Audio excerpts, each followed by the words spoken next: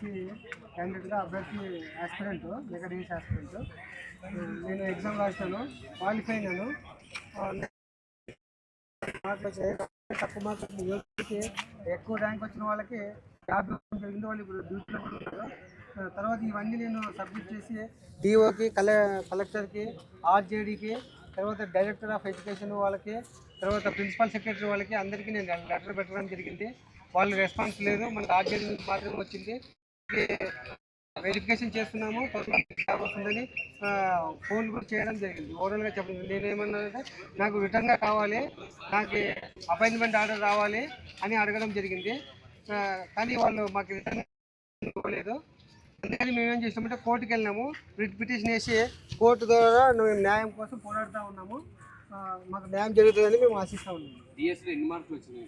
నాకు 68 మార్కులు వచ్చినాయి. నాకంటే తక్కువ మార్కులు వచ్చినాయి. 7 మందికి జాబ్ రావడం జరిగింది. వికలాంగుల కోటాలో నీకు ఎన్ని మార్కులకి క్వాలిఫైడ్? ఫస్ట్ ఆఫ్ 60 మార్కులు ఉంది, నాకు 68 ఇచ్చింది. మీకైనా తక్కువ మార్కులు ఎంతమందికి ఇచ్చారు? 7 మందికి ఇచ్చినారు. వాళ్ళ పేర్ల లిస్ట్ కూడా అన్నీ నేను సబ్మిట్ చేయడం జరిగింది. డిఓ వారికి, కలెక్టర్ వారికి, ఆర్జేడీ వారికి అందరికీ లెటర్ పెట్టాను. అవన్నీ కూడా మేము కోర్టులో సబ్మిట్ చేస్తాము. త్వరలో మాకు న్యాయం జరుగుతుందని మేము ఆశిస్తాము. ఈ పరిశీలిస్తున్నాము, మీకు త్వరలో న్యాయం జరుగుతుందని చెప్తున్నారు. ఓవరాల్గా మాకు రిటర్న్గా మాకు ఎటువంటి సమాధానం ఇవ్వలేదు. జటప్పగారి వీరేష్, నేను మెగా డిఎస్సి హాస్పిటల్.